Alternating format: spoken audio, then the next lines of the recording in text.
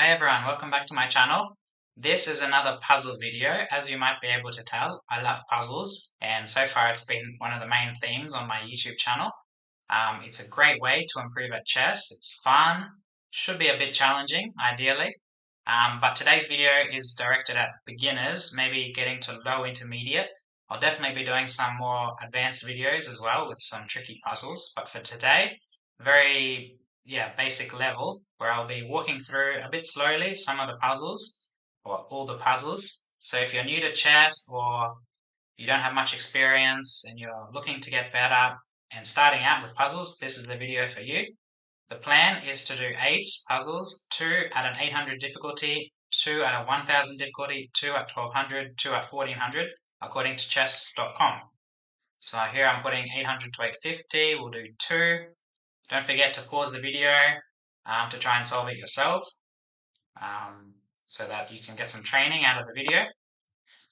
And let's get started. Black to move. So first things first, orientate yourself. So we're black, and always good to know which way the pawns are going. So our pawns are going this way, especially in a final or in an end game. Final is my Spanish taking over. It's translated end game. In an end game, there's much fewer pieces and pawns, so sometimes it's not so clear which way we're going. So we are going this way.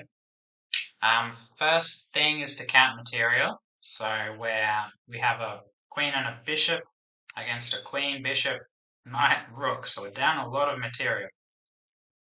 But this king is very exposed. One of the things I notice first, is the king, which is surrounded by our queen and bishop. So first things first, to look for candidate moves. So moves that are candidates for us to play. And we do that by looking at 3 forcing moves, which are checks, captures, and threats. 3 types of forcing moves. Checks, okay, captures, self-explanatory, threats or attacks, where we attack pieces or threaten tactics or use tactics. So anyway, checks in this position, there's a lot. Usually with the queen, there's a lot. 1, 2, 3, 4, 5, 6. All of the checks, even if they look silly, because as you gain experience, you know which checks probably won't work. Although there's sometimes cool sacrifices, as I'm sure you're aware of. That's why it's always important to look at every single check, just mentally, quickly. Okay, anyway. Okay, I'm noticing this check, protected by the bishop, our queen, queen e3, and it's checkmate, because the king can't escape here because of our pawn. That's why it's important to know which way the pawns are going. So the pawn controls g4, and that's it. It's a nice checkmate. Sorry if I was a bit slow there explaining things and you're thinking, mate in 1, Justin, what are you doing? Hurry up. But anyway, one more at this difficulty. I'll have some coffee while you orientate yourself and count the material, etc. Okay, interesting position. It's a bit hard to count material and things like this. It's so random. So queen, 2 rooks, 2 pieces for us. Queen, 2 rooks, 3 pieces for black. So we're down a piece. But obviously, again, the main factor is the king. Not obvious, but you should try and be aware, recognize when a king is very weak or exposed. So this king can't castle. That's why we like to castle, which means it's stuck in the center, and we've got basically 2 pieces developed, which can already harass the king. So first things first, checks. 1 check, 2 checks, okay? Interesting. So this check, okay, let's start with this check actually. Black has 1 legal move, king e7, and then in the new position with the king on e7, we look through the list of forcing moves again. So checks. Okay, there's technically 1, 2, 3, 4. 2 with the rook, 2 with the queen in this position. And it so happens that queen d6 is checkmate. King can't take our queen because it's protected by the rook. And it can't move here because of our queen, so it's sort of in a box. So rook d8, king e7, queen d6, checkmate. Excuse me. Very nice. And a nice pattern to recognize this box. So the queen protects the rook and controls a lot of squares. Okay, that was 2, right? So now 2 at 1000. So 1000 to 1050. Okay, white to move, going this way. Don't forget to pause the video if you want to try and solve it. We're down in exchange, which means a bishop against a rook or a piece against a rook. Pieces are knights or bishops. Okay, but we do have 2 pawns, so technically it's even material, bishop and 2 pawns against a rook. Okay, checks in the position. You can see 1, 2. Okay. We can calculate them quickly. This check forces the king to capture the bishop, and in the new position, are there any good checks? Not really. And this check just loses the queen, so I don't think it's one of the checks.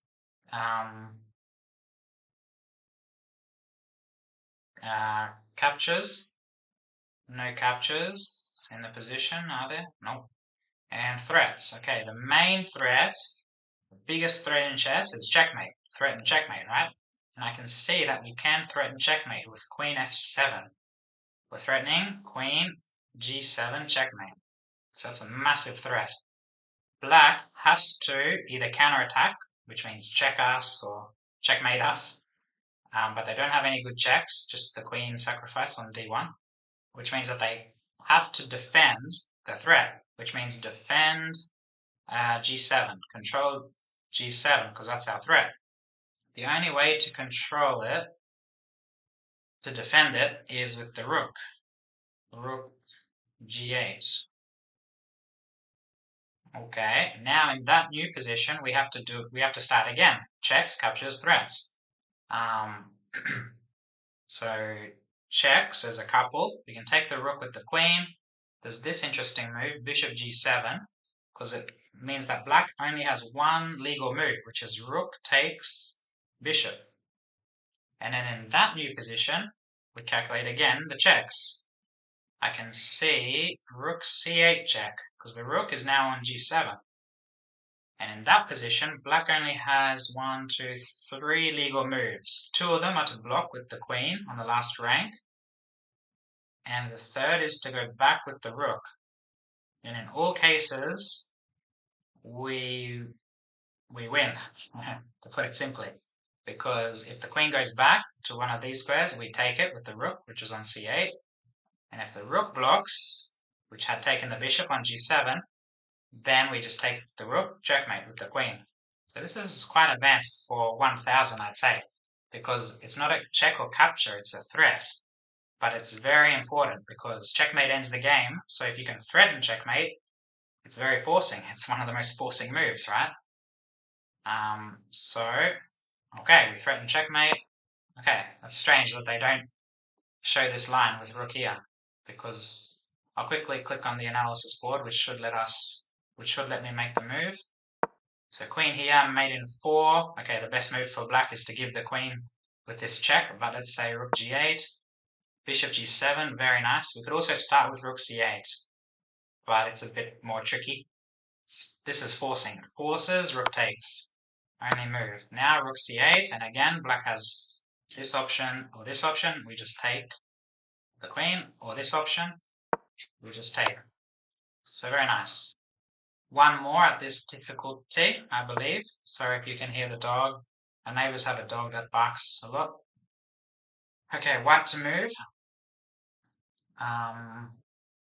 Material, we have 2 rooks and 2 pieces. They have 2 rooks and 3 pieces. And forcing moves, checks, captures, threats. I'm noticing that any knight move is a check, which means technically there's 1, 2, 3, 4, 5, 6, 7 checks in the position, which would be a discarded check with the rook. So we have to calculate all those checks, right? They're all forcing.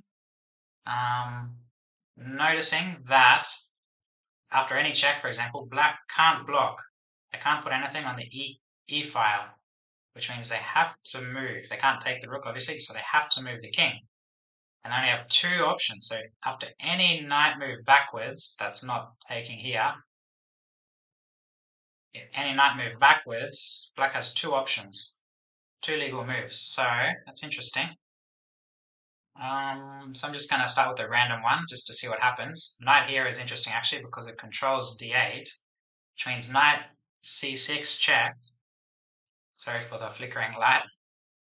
Forces king f8. Okay.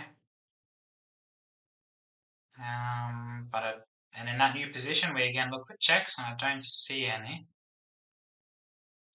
So let's try the other direction. Knight g6 check forces king d8 only move. So I'm not seeing any way to checkmate because we don't have enough pieces really, and the king can escape this way. So I think the solution is to give this check, force king d8, and take the rook. Because we're down a piece, which means if we take a rook, we'll be up material. We'll have two rooks and two pieces against a rook and three pieces. So up the exchange. And the key thing is that the knight doesn't get trapped. Sometimes if the knight takes a rook in the corner, it can get trapped. But in this case, the rook cuts off the king, so black can't stop knight takes f7, for example, after. But it's important not to take on f7 in the first move, because that would allow king takes, and we don't achieve much. So we have to go here, knight g6. Hopefully I explained that adequately. So knight g6, then we take the rook. Check quick mentally or subconsciously, I did check the forcing move, so this check just loses the rook. So we just take the rook. Okay, they're sort of threatening bishop here, I guess, which would mean that our knight can't escape. So we just take this pawn while we still can. Get an extra pawn, it's a check, a knight escapes, and it's all good. That was the second. Wait, chess.com says that was rated 800. I'd rate that a bit higher, but it's still strange because I definitely selected 1000. Hopefully that was 2. I am really bad at keeping track. So now 2 at 1200. 1200 to 1250. These will get a little bit tricky. A little bit more tricky. Trickier. Okay. White to move.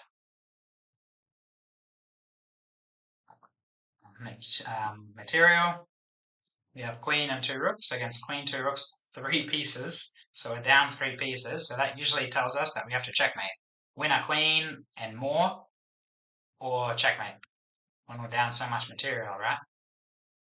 So, okay, we have another good pawn here, which controls some key squares, it looks like. So starting with the checks, we have technically 1, 2, 3 checks.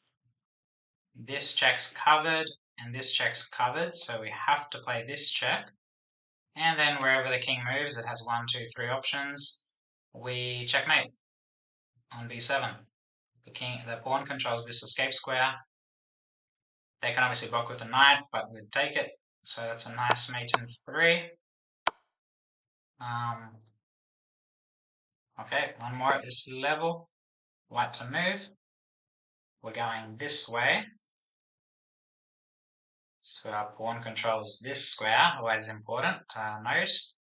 And we're up a piece. A piece for 2 pawns. Black's got 2 pawns for the piece. So in this position, we should be able to win. I mean, we're trying to win, obviously. So let's look at the checks. We have 1, 2, 3, 4, 5. 5 checks to calculate. The most forcing check looks to be queen f8. Usually it's good to start at the check or at the move, which has the least possible number of responses for your opponent, because it's easier to calculate by definition. Here, after queen f8, we only have to calculate, okay, nothing. I wasn't concentrating fully there. Queen f8 is checkmate, because our bishop controls h5 and the pawn controls g5. They can't block, can't take the queen, and can't move, so checkmate in 1. Very strange. The previous one, or 2 puzzles ago, which was supposedly rated 800, was obviously much more difficult than this one. That was Which one are we doing? 1200. Okay, one more at 1200, right? Hopefully. White to move. Okay. Material quickly. Just to get into the practice of it. Queen, rook, bishop, two pieces, down two pieces. Checks, captures threats, or checkmate. I should change my list and make checkmate at the top. That would have helped in the last puzzle. Do we have checkmate? Yes. End of story. But checkmate here, almost. Queen h8, queen g7 is obviously covered by the bishop. Queen h8, there's king f7, only move. Okay, as I'm noticing the rook does a good job of controlling the e file. So let's calculate queen h8, king f7, and looking at the checks in this position again, we have a lot, but the most forcing, I think, is h7. Queen takes h7, check. King can't move. Sorry about the light flickering. Hopefully that's not too annoying. King can't move because our rook controls the E column or E file, which means they have to block with the bishop g7, but we just take it because our bishop also controls g7. So again, that's queen h8, check, king f7, queen takes h7, check, forcing bishop g7, queen takes g7, checkmate. Nice bit of calculation. Important to note the rook does a good job. Hey, the light's back. Okay, and final rating range, 1400. Let's go. 1400. Okay, white to move. Queen two rooks bishop, queen two rooks bishop. So, checks captures threats. There's one check in the position, queen takes h7. Doesn't lead anywhere, they just recapture the queen. Captures. That's the only capture, really. Which means we move on to threats. Which means number one threat and checkmate. Not so simple here. Threaten a check or threaten tactics with the four main themes, which are undefended pieces. Black only has some undefended pawns here. Alignments. Everything's aligned on the back row. The queen's sort of aligned with the king. Trapped pieces. Okay, the queen is a bit short on squares, so that's one thing to note. Our bishop controls these squares. Rook controls these squares. Should make it the same color. Our queen controls this square and the rook. So yeah, the queen has very few squares. So, checks captures threats. Yeah, the main threat or attack. Okay, checkmate and checks, and then we move on to pieces. So maybe I didn't explain that fully. Even before looking at the different tactics, you should look at the most forcing threats, which are threatening checkmate, threatening checks, technically, and threatening the most valuable piece, and then moving down the piece order. So that just means attacking pieces, right? We're attacking the queen here. It has to do with the trapped piece, so I guess I was correct in that sense. We're attacking the queen. We notice that it's very short on squares. Although attacking with the rook this way does allow the queen to escape, sort of. But we're then, with the rook, we're threatening g7. So we calculate rook g4, attacking the queen. Queen is very short on squares. It can't go to h5, even though the rook cuts off our queen's guard of h5. It can't go to h5 because we play rook takes g7 check and win the queen. That would be a discovered attack. Which means after rook g4, the queen has to go to c2 or f6. Can't go to f6, sorry, because we take with the queen, and our rook does a good job of pinning this pawn on g7, so it doesn't actually protect the queen. So the queen can't go to f6 after rook g4. So the calculation is rook g4, black's only good square for the queen is c2. Okay, now in the new position we calculate the checks again. we check the checks. We have queen takes f7, rook takes g7, much more promising. Because if, okay, the black king has two options, h8 or taking the rook. If h8, this is after rook g4, queen c2, rook takes g7, king h8, then probably a lot of moves win there. Although I have to be a bit careful because the black queen is sort of threatening checkmate on d1. But I think we'd have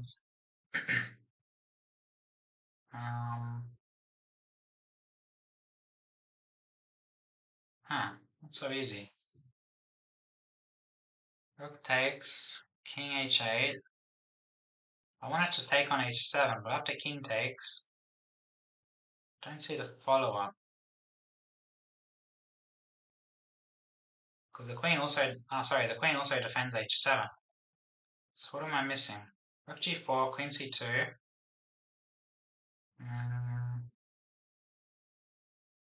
Could be as simple as bishop h6, which attacks g7 again.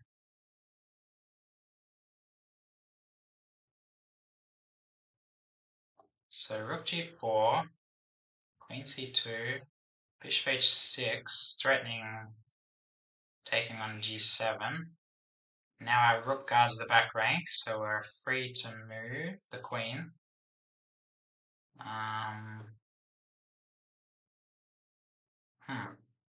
So the candidate moves here. Check is interesting, but I don't think it leads anywhere. Sacrificing the rook leaves us with very few pieces, only the queen here and the bishop here, which can't really do much on this diagonal after sacrificing the rook. So that's why I like bishop h6, which is attack, I guess. We're attacking g7. And I think we just win material, right? Because if they play g6, we take the rook, and there's no way to defend g7. So this is a much trickier puzzle. So one more quick check. Okay, queen c2 forced. And now my main move is bishop h6. And after bishop h6, I'm checking. So now I sort of try and do the same process I'm doing, but for black. So I'm making sure that they don't have good forcing moves, checks, captures, threats. For example, if our queen was on an f3, they'd have this check, which would be checkmate if we couldn't guard the back rank. But yeah, the bishop is pretty active, but it's not threatening anything. So the only forcing move is queen b2 for them, which would attack our rook and sort of threaten checkmate. But after queen b2, we can just move the rook, or even maybe give the check. Rook takes g7 first, king moves, and queen f6 in that position. Yeah. No, not queen f6. The rook's on g7. I was thinking that was a check, queen f6. Yeah, maybe we just keep it simple and move the rook to c1 where it's protected by our bishop, for example. So I believe that's a solution. Basically, once we take on g7, it's game over. The bishop, rook, and queen all attacking. Okay, that's correct. Actually, I was going to turn off immediate move so you can see the pieces moving. Guess I can't do that. Yeah, settings, animation, medium. Okay, so here, bishop h6. Okay, I should have calculated this forcing move. It attacks the rook, right? If our rook moves somewhere this way, even though we shouldn't, then we're no longer pinning the pawn and they could take the bishop. So we have to take, I guess. I mean, we don't have to. Well, maybe we do. Rook takes check, king h8. And we've won an important pawn. The king's very exposed. Black's not threatening anything. So I believe that's a solution. Yep. Wow, much more difficult than I expected at a 1400 level. I mean, yeah. First you have to note that the queen's very short on squares, so this comes with tempo, aligns with the king. I didn't mention that this is an alignment, so the pawn's aligned to the king, so bishop h6 is possible, and it attacks the pawn. And here it's impossible for black to defend g7, only with the bishop, but we just take the bishop, for example. Okay, one more, let's hope this is a little bit easier. We shouldn't hope that, it's good to have tricky ones. So we're black, material, queen, 2 rooks, 2 pieces, queen, 2 rook, 3 pieces, down a piece. We have a nice pin here, and we're looking at checks. We have one check in the position. Looks like a good check because the knight can't take on d1 because it's pinned to the queen. So we take the queen if the knight takes. So after rook d1 check, okay, we're winning. Queen, if the queen takes, we take the queen with the other rook. The knight can't take, well, the knight can take, but we take the queen, so we're just going to win material. Although we are down a piece actually, so hang on. Rook, this is why you should always calculate further than you think. So after rook takes, queen takes, rook takes queen, rook takes, we've won the queen and a rook, but we've lost 2 rooks. So in the final position, I'm doing a quick count, we've got a queen, the pieces that remain will be queen and 2 pieces for us, and rook and 3 pieces for them. So in essence, we'd have a queen for a rook and piece, which is usually enough. I mean, it's usually a winning position. If they have a few pawns extra, then not so clear. But if it's all else being equal, a queen against rook and piece is winning. So that's why it's important to count material at the start, because if we blindly, in a game, if we blindly do this, but we forget we're down a piece, then we might not be winning as much material as we think. So that's why it's important to count. So yeah, this is the critical line, rook takes, but we can notice that in the final position we have bishop takes c3, which forces pawn takes, otherwise we're up another piece, we won a piece, and then we have queen takes a3, which means we win another pawn, we damage the pawn structure, we attack the king, so it looks very, very good. Comes with check, queen a3. Okay, rook takes, and the puzzle ends. Curious to see the valuation. I think it's mainly because of this bishop takes c3 at the end, maybe. Otherwise, it's not so simple. Yeah, bishop takes c3 is the only clear winning move. Gives minus 5.5 or 6 to black. The next best move is only minus 3, 2.5, 3. So yeah, thanks to this line. And now, yep. Okay, that's all for today. Hopefully I was somewhat clear in my explanations, and let me know in the comments if you have any suggestions, what you thought of the video, if you got them all correct, if you were faster than me. I was a bit slow with some of them. And don't forget to subscribe to the channel and share the video to anyone you think might be interested in these types of puzzles, a beginner or low intermediate level. And I'll see you in the next video. Bye.